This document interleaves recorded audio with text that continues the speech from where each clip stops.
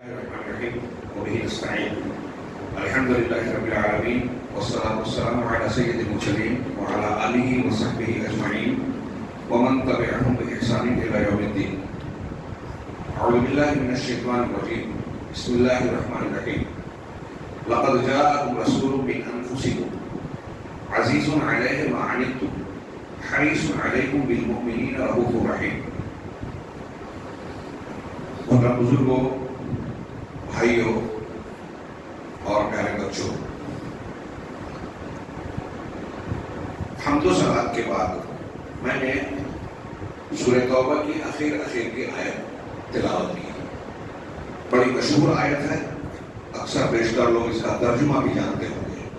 اللہ رب العالمین نے اپنا احسان اور سب سے بڑا انعام ذکر کرتے ہوئے بیان فرمایا، لقد جاءکم رسول من انفسکم، کہ یقیناً تمہارے پاس تمہارا رسول خود تمہارے ہی اندر سے، یعنی تمہاری جنس سے، تمہاری زبان کا بولنے والا، تمہارے ہی درمیان سے تمہارے پاس ایک رسول آیا. عزیز علیہ ما عنتم، یہ اللہ رب العالمین اپنے رسول صلی اللہ علیہ وسلم کے بارے میں خود ارشاد فرما رہا ہے کہ عزیز علیہ ما عنتم، تمہیں کوئی تکلیف ہو، پریشانی ہو تو یہ بات اسے شاق گزرتی ہے، اوپر بھاری پڑتی ہے. امت کے لوگوں کو تکلیف ہو، نبی صلی اللہ علیہ وسلم کو اس سے تکلیف اور مشقت محسوس ہوتی ہے. عزیز علیہ ما عنتم حریص علیہ، تمہارے حریص ہیں، تمہارا بھلا چاہنے کے لیے بےتاب رہتے ہیں، تڑپتے رہتے ہیں.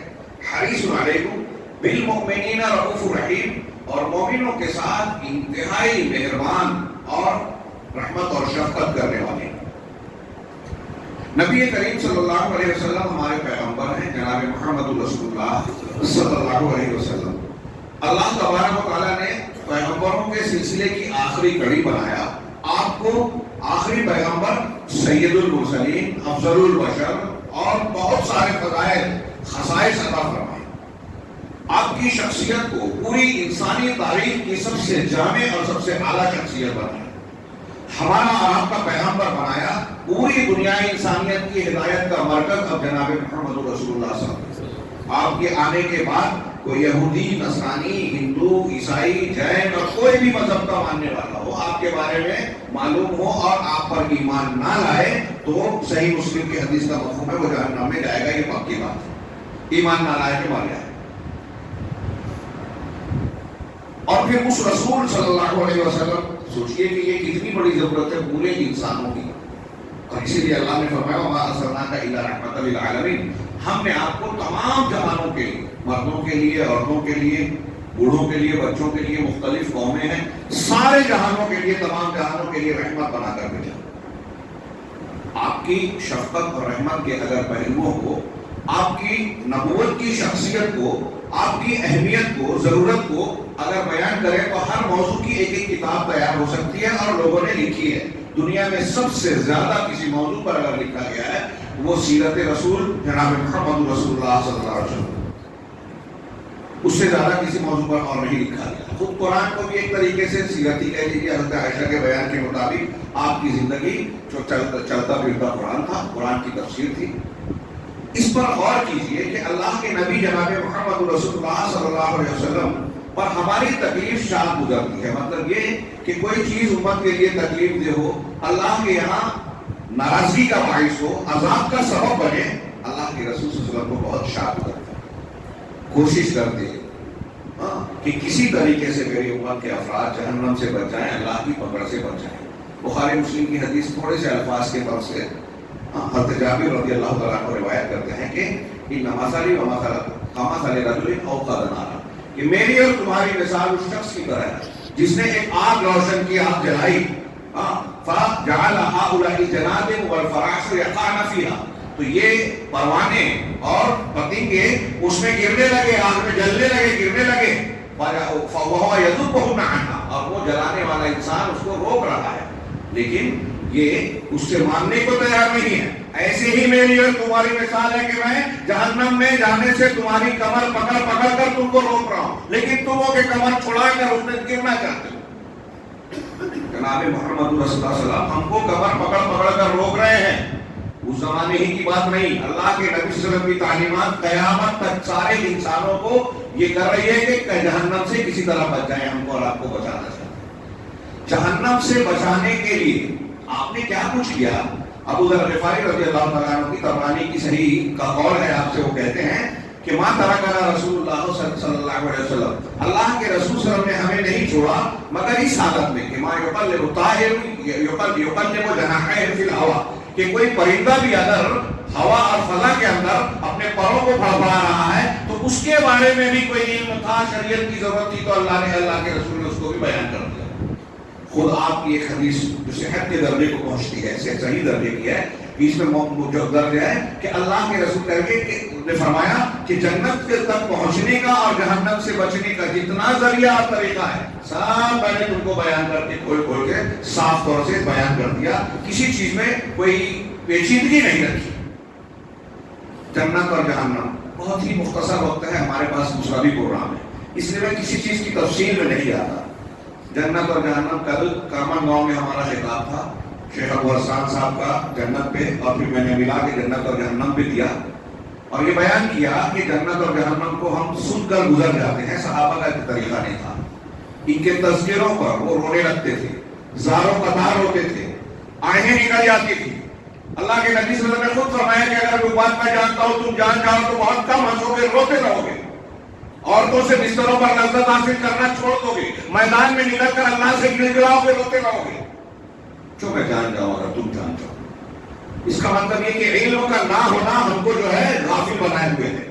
اگر وہ علم ہو جائے جو اللہ کے رسول کہہ رہے ہیں کہ میں جانتا ہوں, تو تم بہت کم ہنسو گے, رو گے زیادہ. آج کل ہم ہنستے زیادہ ہے, روتے کم. الٹا ہو جاتا ہے علم ہوتا.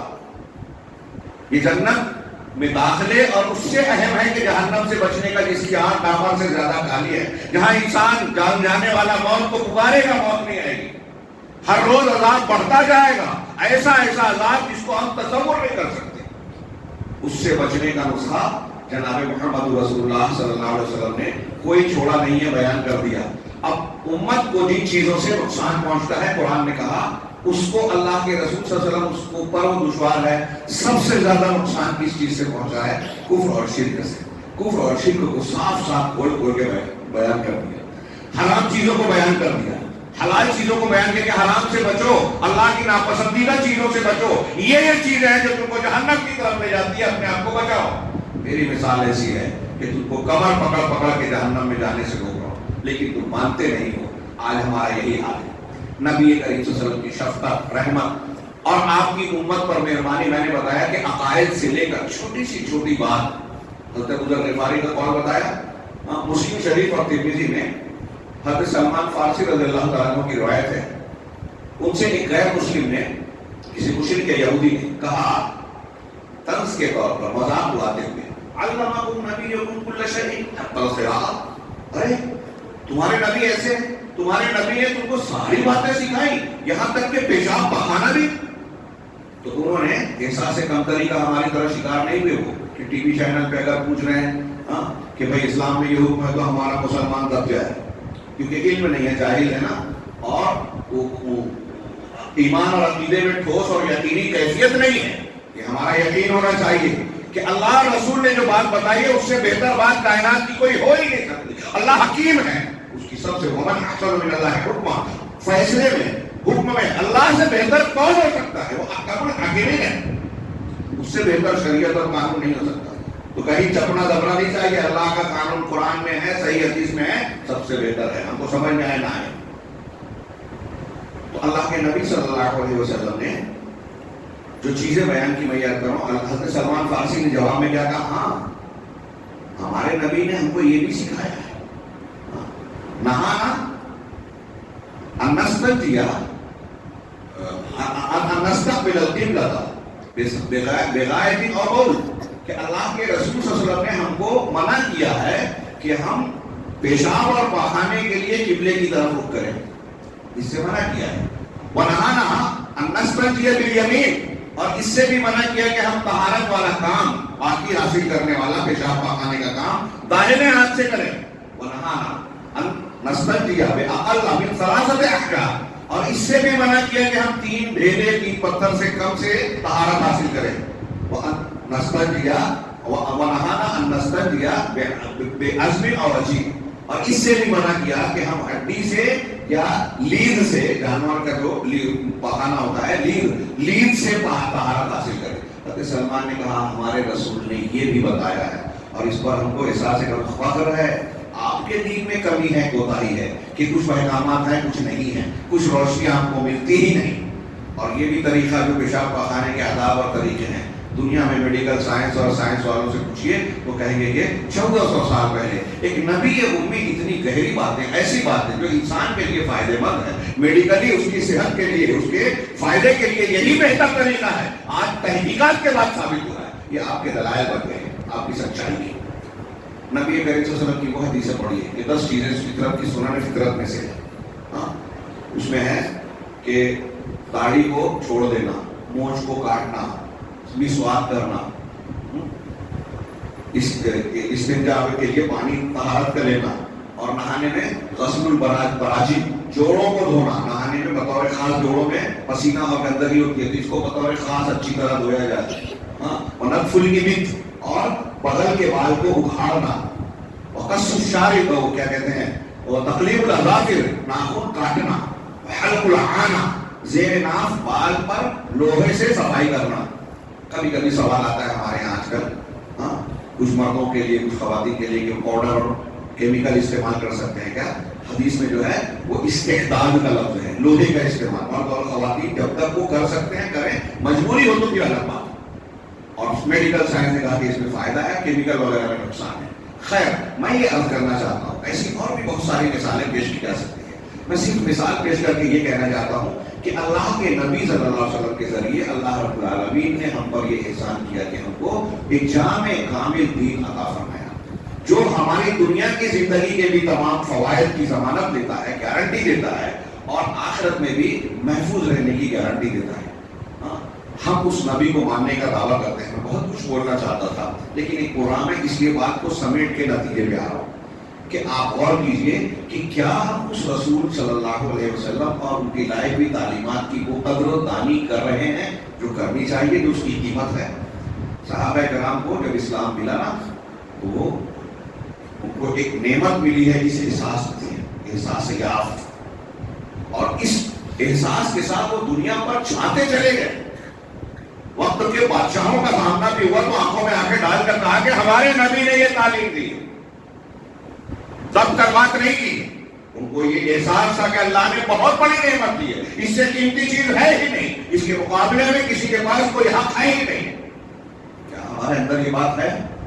ہم تو آج اس دین کی قیمت، ہم یہ دعویٰ کر رہے ہیں کہ ہمارے پیغمبر نے شرک اور عقیدے، شرک اور بت پرستی سے بچانے کے ساتھ ساتھ چھوٹی چھوٹی اخلاقی اور اعمال کی کے سلسلے میں بھی ایسی باتوں سے ہم کو بچایا اور منع کیا جو انسان کے لیے نقصان دہ ہے.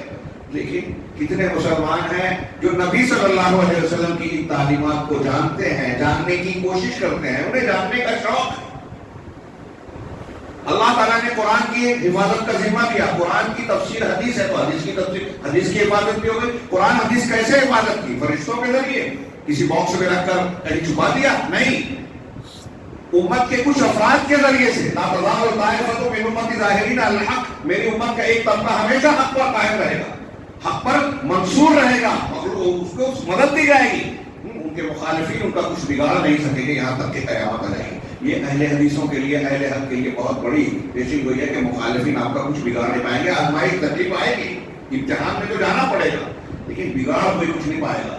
اور ایک جماعت ہمیشہ رہے گی، یہی قرآن حدیث کی حفاظت کرے گی. قرآن حدیث کی حفاظت کیسے کرے گی؟ پہلے اس کو پڑھے گی، پڑھائے گی، اپنے گھروں میں اس کو نافذ کرے گی، لوگوں تک پہنچائے گی، اس کے مخالفین کا رد کرے گی، شرک اور بدعت کی مخالفت کرے گی، اس راستے کی ہر قربانی دے گی. اور ہم دیکھتے ہیں محدثین، مفسرین، علماء سلف خلف کیسی کیسی قربانی. امام احمد بن حنبل کا واقعہ پڑھیے، اکیلے ہیں بادشاہ کے سامنے ڈٹے ہوئے، خلق قرآن کے مسئلے. امام بخاری اور محدثین کی ایک لمبی چوڑی فہرست اور جماعت ہے، زندگیاں لگا دی حدیث رسول کو اکٹھا کرنے اور ہماری سہولت پیدا کرنے کے لیے کہ آپ کو اگر دین معلوم کرنا ہے، رسول اللہ صلی اللہ علیہ وسلم کی حیات طیبہ میں کب کون سی چیز کہاں کیسے کرنی ہے، آپ کی سنت کیا ہے، آپ کا اسوہ کیسا ہے، وہ آسانی سے ہم کتابوں کے ذریعے سے جان سکتے ہیں. لیکن ہم کو تو پڑھنے کی فرصت نہیں ہے. انہوں نے زندگیاں لگا دی اس زمانے میں. 16 سال میں صرف صحیح بخاری لکھی امام بخاری. 16 سال لگایا اصولوں کا لحاظ کر کے، سفر کر کے، دور دراز جا کے، سب کچھ کرنے کے بعد مسجد نبوی میں روضہ اور منبر کے درمیان 2 رکعت پڑھ کے اللہ سے دعا کرتے کہ مجھ سے غلطی ہوئی ہو تو بتا دے رب العالمین. اصولوں کو تو سارا میں نے خیال کیا ہے، پھر بھی انسان کو غلطی ہوئی ہو تو بتا دے. اور ایسے ایک ایک حدیث کے لیے استخارہ کر کر کے جو ہے صحیح بخاری تیار کی. 16 سال میں انہوں نے لکھا. ہمارے پاس 16 مہینے نہیں ہے پڑھنے کے لیے. ہو سکتا ہے کہ لوگوں کے پاس 16 دن بھی نہ ہو. میں عرض یہ کرنا چاہتا ہوں کہ نبی کریم صلی اللہ علیہ وسلم کی یہ تعلیمات دنیا میں بھی ہماری ہدایت کی ضامن ہے. ترکت فیکم امرین والی حدیث سب کو یاد ہے. میں 2 چیزیں چھوڑے جا رہا ہوں. جب تک ان دونوں کو پکڑے رہو گے کبھی گمراہ نہیں ہوگے، مضبوط پکڑے رہو گے. اور اس کا مطلب الٹا مطلب یہ ہوا کہ جب ان کو مضبوط نہیں پکڑو گے تو گمراہی آئے گی، فرقہ بندیاں آئے گی. واعتصموا بحبل اللہ جميعا ولا تفرقوا. اللہ کی رسی کو مضبوط پکڑو، فرقہ فرقہ نہ ہو. فرقہ فرقہ ہے مطلب رسی کو مضبوط پکڑا نہیں ہے. امت کا یہ حال ہے. ابھی 12 ربیع الاول آئے گا. ربیع الاول میں ہم داخل ہو چکے ہیں، داخل ہونے والے ہیں، داخل ہو رہے ہیں. جشن منایا جائے گا.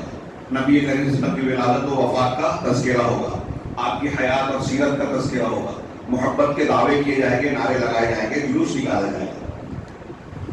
وہ طریقہ محبت کا اظہار کیا جائے گا جو اللہ نے نہیں کہا، رسول نے نہیں بتایا، صحابہ نے نہیں کیا، سلف نے نہیں کیا. جو شیعوں نے، بعد کے بدعتیوں نے جس کو ایجاد کیا، محبت کا وہ مظاہرہ کیا جائے گا. اور محبت کا جو معیار اللہ نے، رسول نے مقرر کیا، قل ان کنتم تحبون اللہ فاتبعونی کل امتی یدخلون الجنۃ الا من ابى والی حدیث. اور وہ آیت کہ اگر تم کو اللہ سے محبت ہے تو میری اتباع کرو. اللہ کے نبی صلی اللہ علیہ وسلم کو ہدایت کا درجہ دیا نا. کاش وقت ہوتا. میں نے کہا وہاں کیا نام ہے بدلہ پور میں تھوڑی سی تقریر کی بتایا کہ اللہ کے نبی صلی اللہ علیہ وسلم کو سچے رسول اور ساری دنیا کی ہدایت ہے تو کتنی دلیلیں دی اللہ تعالیٰ نے، کتنا اونچا مقام دیا کہ دنیا کا کوئی بھی انسان ہو، کھیت میں کام کرنے والا ہو، آسٹریلیا امریکہ میں رہنے والا ہو، سائنس لیبارٹری کا محقق کیوں نہ، ریسرچ ورک کرنے والا، اگر اللہ کے نبی صلی اللہ علیہ وسلم کا اس حیات طیبہ پر ریسرچ کرے گا، آپ کی تعلیمات کو دیکھے گا، وہ کسی بھی زاویے سے دیکھے تو کہنے پر ماننے پر مجبور ہوگا کہ آپ سچے رسول ہیں. آپ جھوٹے ہو ہی نہیں سکتے. پچھلی کتابوں میں پیشین گوئیاں ہیں، آپ کی تعلیمات، آپ کا کردار، آپ کی سائنسی باتیں، آپ کی پیشین گوئیاں قریب مستقبل قریب کی بات کی قیامت تک کی، دھیرے دھیرے وہ ساری سرد ہوتی جا رہی ہیں. آپ کے ماننے والے، آپ کے دعوت کے نتائج، صحابہ کرام کی تیار کی ہوئی جو کھیپ ہے کہ ایک ہی زمانے میں اتنی بلند بلند شخصیتیں کبھی اکٹھا نہیں ہوئی. یہ مسلمان ہی نہیں، غیر مسلم ایمان، ایسی کتنی چیزیں ہیں کہ دنیا اگر پڑھنا چاہے تو ایک جاہل اور عالم کوئی بھی آسانی سے جان جائے کہ آپ سچے رسول. اللہ تعالیٰ نے اتنا انتظام کیوں کیا؟ نبی صلی اللہ علیہ وسلم کی دلائل، توحید کے بعد دنیا میں سب سے زیادہ دلیلیں اگر کسی چیز کی ہے تو وہ رسول اللہ علیہ وسلم کے سچے رسول اور اللہ کی کتاب کے سچی کتاب، آسمانی کتاب ہونے کی دلیلیں ہیں. ہم کو، آپ کو، دنیا کو جس چیز کی جتنی ضرورت ہے اللہ نے اتنا ہی دیا. ہوا کی ضرورت ہے ہر جگہ، آکسیجن بکھیر دی. کھانے کی، پینے کی، پانی کی، لباس کی، جس چیز کی ضرورت سب کچھ دیا. ہدایت کی ضرورت ہے، اس کا انتظام رسول قرآن کی شکل میں کیا، اس کی حفاظت کی اور ہم تک پہنچایا. میں عرض یہ کرنا چاہتا ہوں کہ ربیع الاول ہی نہیں، ہمیشہ سال بھر ہمارے لیے رسول اللہ صلی اللہ علیہ وسلم پر ایمان اور ایمان کے ساتھ آپ سے محبت کرنا، آپ کی مطابعت اور اتباع کرنا فرض ہے. آپ کی حدیث آ جانے کے بعد موسیٰ علیہ السلام، حضرت عیسیٰ علیہ السلام کی بات سے بھی آپ کی حدیث کو رد نہیں کیا جا سکتا. چھ جائے کہ کوئی امام ابو حنیفہ کا قول پیش کرے، امام شافعی کا قول پیش کرے، فلاں پیر صاحب کا، شیخ عبدالقادر جیلانی کا، وہ پیش کر کے اللہ کے رسول کی حدیث کو رد کرے. اگر کوئی ایسا کرتا ہے تو قرآن حدیث دنیا کے کسی بھی مفتی سے پوچھ لیجیے، مولوی سے پوچھ لیجیے، قرآن حدیث کا فتویٰ ہے کہ وہ اللہ کے عذاب کو دعوت دے رہا ہے. حدیث رسول کو اگر کوئی رد کرے، نبی کریم صلی اللہ علیہ وسلم کا یہ مقام، یہ مرتبہ، یہ حیثیت. اب میں عرض کر رہا ہوں کہ لوگ یہ دعویٰ کر رہے ہیں محبتوں کا، جھوٹا دعویٰ، غلط طریقے سے.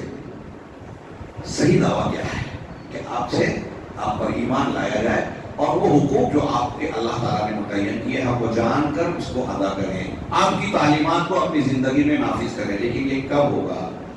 جب ہم پڑھیں گے، جانیں گے. آج صورتحال کیا ہے میرے بھائی؟ ماحول دیکھیے. نبی صلی اللہ علیہ وسلم کا دین تو محفوظ ہے، لیکن ہمارا گھر، ہمارا نوجوان لڑکا، ہماری لڑکیاں، عورتیں، بچیاں قرآن و حدیث کو اتنا نہیں جانتی جتنا باطل افکار کو جانتے ہیں. میڈیا کے ذریعے، ٹی وی کے ذریعے سے، انٹرنیٹ کے ذریعے سے، تعلیم کے مادوں کے ذریعے سے، کھیل کود کے راستوں سے، تو ان کے شیاطین الانس اور شیاطین الجن کے نمائندے آپ کے گھروں میں، ہمارے گھروں میں گھسے ہوئے ہیں، اثر ڈال رہے ہیں، دین سے دور کر رہے ہیں. اور اسی کا نتیجہ ہے کہ مسلمان گھر کا بچہ ہے حدیثوں کا انکار کرتا ہے، مسلمان گھر کی لڑکی ہے مرتد ہو کر دوسروں سے نکاح کر رہی ہے، مسلمان گھر کے افراد ہیں اور قرآن حدیث کو جانتے نہیں ہیں، آداب معلوم نہیں ہے، شرک اور توحید کی خبر نہیں ہے، دین کا کام کرنے والوں کا بھی یہی حال ہے.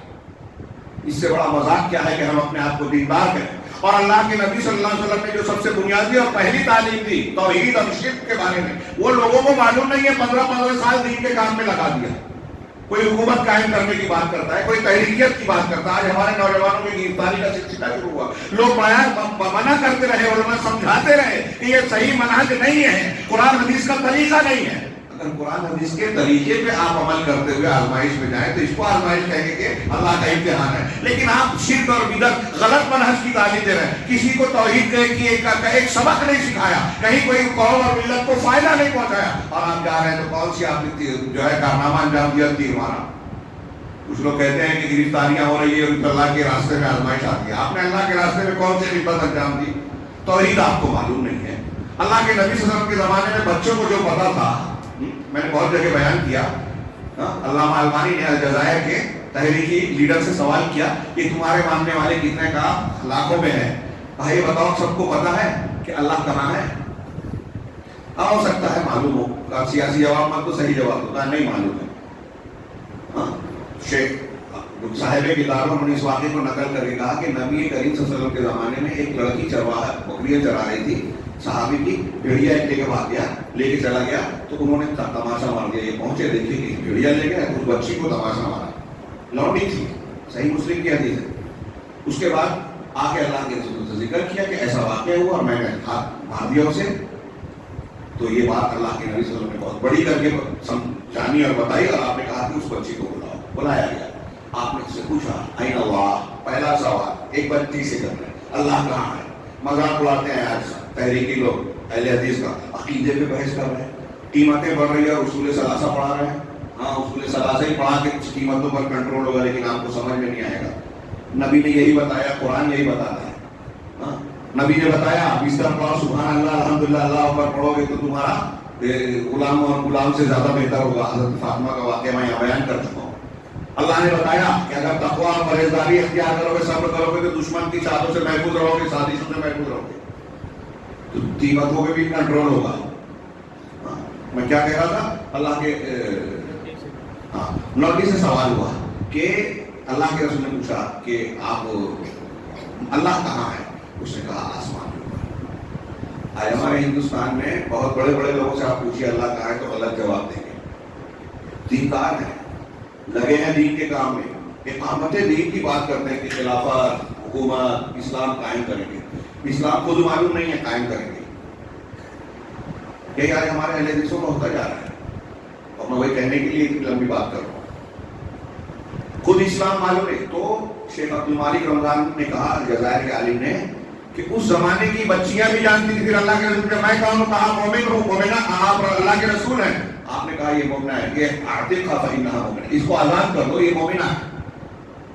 تو اس زمانے کی صحابہ کے زمانے کی ایک بچی جانتی تھی اللہ کہاں ہے، مطلب اللہ کے حقوق کو جانتی تھی، پہچانتی تھی.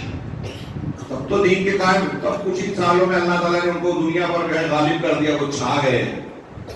تو جس قوم نے کامیابی حاصل کی، غلبہ پایا دنیا میں، وہ عقیدے کو اور اللہ کے رسول کو پہچانتی تھی، اللہ کو پہچانتی تھی، رسول کو پہچانتی تھی.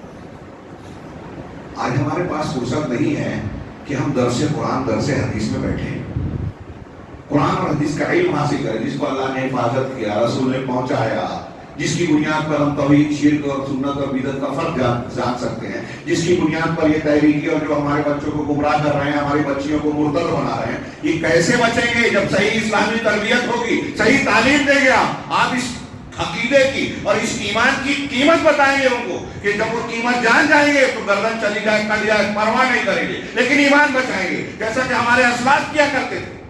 واقعات سناؤ تو بہت وقت لگ جائے گا۔ نتیجے کی بات کہ ہمیں اور آپ کے لیے پہلی اور انتہائی سخت ضرورت ہے کہ اگر ہم اللہ اور رسول کی، اللہ کی اس نعمت کو اور رسول اللہ صلی اللہ علیہ وسلم کی قدر و قیمت کو پہچانتے ہیں تو پہلے ان کی تعلیمات کو پڑھنے کا انتظام کریں، سیکھنے کا اہتمام کریں۔ آج خوشی کی بات ہے کہ یہاں تلولی میں قرآن سے متعلق جو تجوید کے مسابقہ منعقد کیا گیا اور کل متعلمین کا ایک مبارک سلسلہ قائم کیا گیا، اس کے شرکاء کے لیے انعام اور جو لوگ کامیاب ہوئے ان کے لیے خصوصی انعام کی مجلس منعقد ہوئی ہے۔ لیکن اس کے ساتھ ہی مجھے ایک افسوسناک خبر معلوم ہوئی کہ اس سلسلے میں کچھ دنوں پہلے یا ابتدائی حصوں میں جو تعداد تھی، جو شرکاء کی بھیڑ تھی، وہ بہت کم ہو گئی ہے، شوق کم ہو گیا ہے۔ ہمارے علم کی پیاس بہت جلدی ختم ہو جاتی ہے، شوق کی پیاس نہیں مٹتی ہے۔ 3 گھنٹہ کرکٹ دیکھیں گے پھر ختم ہوا تو افسوس ہوتا ہے کہ اتنی جلدی ختم ہو گیا، لیکن آدھے گھنٹے سے اوپر تقریر ہو جائے، خطبہ ہو جائے، قرآن کا درس ہو جائے تو بہت بھاری پڑنے لگتا ہے۔ یہ ہمارا مزاج بتاتا ہے کہ کیا ہمارا شوق کیا ہے۔ قرآن سننا بھاری ہے، موسیقی سننے میں مزہ آتا ہے۔ ایمان والے کو قرآن سننے میں مزہ آئے گا، موسیقی سننا ناپسندیدہ ہوگا، جو دل میں نفاق پیدا کرتا ہے۔ مزاج بگڑ گیا، پلٹ گیا۔ میں عرض کرتا ہوں اگر آپ علم کی قیمت کو جانیں تو آج ہمارے یہاں ڈاکٹری پڑھنے کے لیے، انجینئرنگ پڑھنے کے لیے لاکھوں خرچ کر کے داخلہ دلوایا جاتا ہے، پھر ان کے خرچ کیے جاتا ہے۔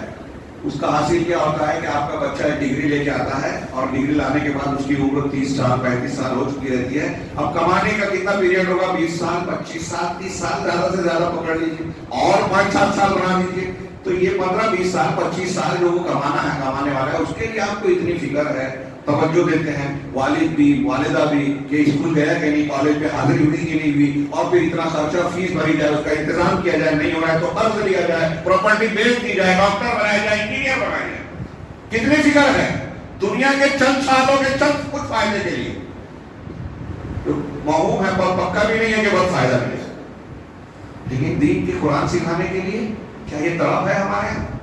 حدیثوں کو سیکھنے کے لیے یہاں بہت بڑی نعمت ہے میرے بھائیو آپ لوگوں کے پاس کہ اس تلولی کے پڑوس میں اللہ نے مرکز الامام البخاری آپ کو دیا، جہاں اہل علم میں ممتاز درجے کے علماء، دکتور عبید الرحمان اور دوسرے مدنی حضرات جیسے بڑے بڑے علماء ہیں صاحب علم۔ آپ ان کو کیا سمجھتے ہیں؟ آج ہمارے سماج اور معاشرے میں اہل علم، اہل تجربہ کی قدر نہیں رہ گئی۔ ایسے علماء سے ملنے کے لیے، ان سے استفادہ کرنے کے لیے ماضی میں لوگ سینکڑوں میل کا سفر کرتے تھے کہ ان سے کچھ مل جائے، موقع مل جائے۔ میں نے اس سے پہلے یہاں شاید بیان کیا ہے کئی باتیں۔ حضرت جابر بن عبداللہ معلق روایت نقل کی ہے امام بخاری نے کہ ایک حدیث سننے کے لیے، صحابی ہیں، ایک حدیث سننے کے لیے 1 مہینے کا سفر کیا، ایک حدیث کے لیے 1 مہینے کا سفر کیا۔ جامعہ بیان علم فضلی اور ایسی عربی کی کچھ کتابیں ہیں، واقعات پڑھیں گے تو آپ کو لگے گا کہ افسانہ پڑھ رہے ہیں کہ علم حاصل کرنے کے لیے کئی دن بھوکے ہیں، کتاب خریدنے کے لیے تن کے کپڑے بیچ دیے، گھر بیچ دیا کتابوں کو خریدنے کے لیے ہمارے اسلاف نے۔ علم کا یہ شوق تھا۔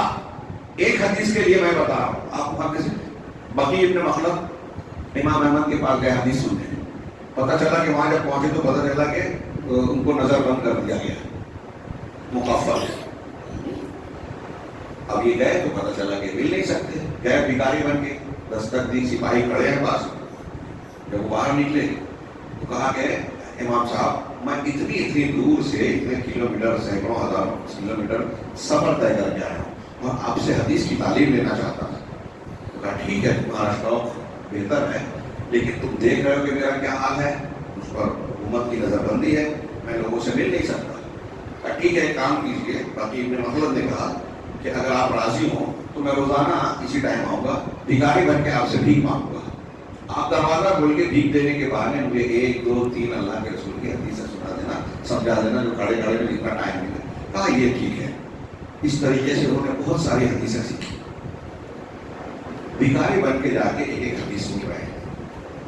ایسے کتنے کتنے واقعات کہ ایک صحابی، بس یہ آخری بات، ایک صحابی سے نماز پڑھ کے ایک شخص جو ہے وہ ساتھ ساتھ مسجد سے گھر تک جاتا. انہوں نے کئی مرتبہ مجھے کوئی کام ہے؟ کہا نہیں. پھر کہا بس آپ اللہ کے رسول کے صحابی ہیں، میں آپ کے ساتھ چلتا ہوں کہ آپ کو دین کی علم کی اور اللہ کے رسول کی حدیث ہی سنا دیں گے تو مجھے فائدہ ہو جائے گا. یہ شوق اور ذوق تھا. اللہ رب العالمین نے اس میں برکتیں دی، ان کو علم دیا، معرفت دی، دنیا پہ چھا جانے کی صلاحیت عطا فرمائی، ان کی مدد فرمائی. اور ہمارا کیا حال ہے؟ ایک مبارک سلسلہ کن متعلمن کا آپ کے یہاں شروع ہوتا ہے. بہت خوشی ہوئی، اچھی خاصی تعداد آ رہی ہے اور دھیرے دھیرے کم ہو رہی ہے. میں ابھی بہت ساری جگہوں پر خطاب کر رہا ہوں، دوسرے علماء بھی کرتے ہیں. یہ جو آج ہمارے مسلمانوں کے سماج گھروں پر خطرات منڈلا رہے ہیں نا، ہماری بچیوں تک کو شکار کیا جا رہا ہے. جو چیزیں کل تک گناہ لوگ چھپ کر کرتے تھے، جس کے لیے موقع ڈھونڈتے تھے، وہ جیب میں موجود ہیں. اس کے اسباب، اس کے مواقع جو ہے گناہ کرنے کے مواقع آج سماج میں بکھرے پڑے ہیں. ہماری بچی اور بچیوں کو شکار کیا جا رہا ہے. اگر ان کو بچانا ہے تو ان کے لیے سب سے اہم ضرورت ہے دینی تربیت. اور میں نے ابھی بات شاید وہ ادھوری رہ گئی تھی کہ ڈاکٹری کے لیے، انجینئرنگ کے لیے آپ جو خرچ کرتے ہیں اس کا کئی پٹ زیادہ اگر آپ یہ قرآن حدیث سکھانے کے لیے بچوں کو خرچ کرنا تو یہ کوئی اس کا بدل نہیں ہوگا. اس سے زیادہ قیمتی ہے. آپ اور ہم اس کا مول دے ہی نہیں سکتے. میں مول دینے کی بات نہیں کہہ رہا ہوں، سمجھانے کے لیے کہہ رہا ہوں کہ جس کورس کو کرنے کے لیے ہم مرے جا رہے ہیں، ہم خرچ کر رہے ہیں، وہ اتنا مفید اور ضروری نہیں ہے جتنا ضروری یہ ہے جو آپ کو مسجد سے اور ان علماء کی مجلسوں سے قرآن و حدیث کی، صحیح حدیثوں کی شکل میں ملے گا. اگر بعض جگہوں پر علماء ہیں بھی میرے بھائیوں، تو میں یہ کہنا چاہ رہا تھا مرکز الامام البخاری کے حوالے سے کہ بہت ساری بستیوں میں علماء ہیں تو وہ شرک اور بدعت کے حامی ہیں، پیری مریدی کے جال میں پھانس کے لوگوں کا پیسہ بھی لوٹتے ہیں اور ایمان پر بھی ڈاکہ ڈالتے ہیں، گمراہی کے راستے بتاتے ہیں. کتنی افسوس کی بات ہے کہ بہت سارے لوگ دین کا کام سمجھ کے کر رہے ہیں، بدعت پر محنت کر رہے ہیں اور اپنے اعمال اللہ کے یہاں جو ہے ظاہر بھی کرتے ہیں بلکہ گناہ کے مشترک ہوتے ہیں. ایک تو صحیح علم ہونا، صحیح علماء کا ملنا یہ کوئی چھوٹی موٹی نعمت نہیں ہے. آپ کو اور ہم کو ملے ہیں. ایک تعلیمی سلسلہ اگر شروع ہو رہا ہے، اس کی قدر کیجیے. میں مبارکباد دیتا ہوں ان تمام لوگوں کو جو اس تجوید القرآن کے مسابقے میں شرکت جنہوں نے کی، چاہے ان کا نمبر درجہ کم آیا ہو، ان کا شوق ہے.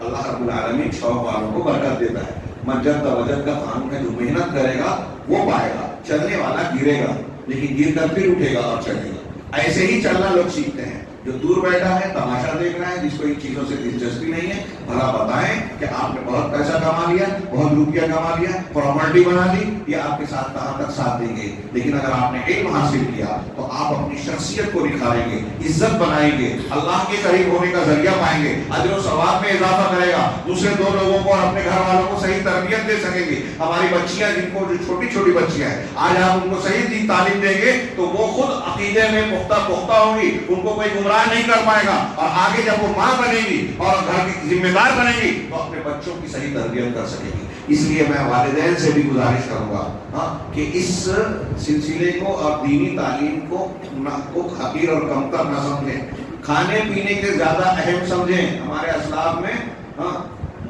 امام شافعی کی ماں جب وہ پڑھ کر واپس لوٹے تو امام مالک نے بہت تحفے لائے دیے تھے، سامان تھا. کسی نے کہا کہ آپ کا بیٹا آ رہا ہے، بہت کچھ لا رہا ہے، سامان لا رہا ہے. کہا اس کو جا کے کہہ دو گھر آنے سے پہلے کہ میں نے اسے علم حاصل کرنے کے لیے بھیجا تھا، سامان لانے نہیں بھیجا تھا. امام شافعی گھر آنے سے پہلے سب بانٹ دیا غریبوں. کیا جذبہ تھا ہماری ماں بہنوں کا، سوچیے، اندازہ لگائیے کیسا عقیدہ تھا. میں بات کو ختم کرتا ہوں یہاں. اللہ رب العالمین سے دعا ہے کہ وہ ہمیں دین اسلام کی قدر کرنے کی توفیق عطا فرمائے. جناب محمد رسول اللہ صلی اللہ علیہ وسلم اور اللہ تبارک و تعالیٰ کی عظمت اور ان لوگوں سے محبت کا تقاضا یہ ہے کہ ان کے حقوق کو سمجھ کر ہم سب سے زیادہ دوسرے تمام حقوق اور محبتوں پر ان کے حقوق اور محبت کو ترجیح دیں.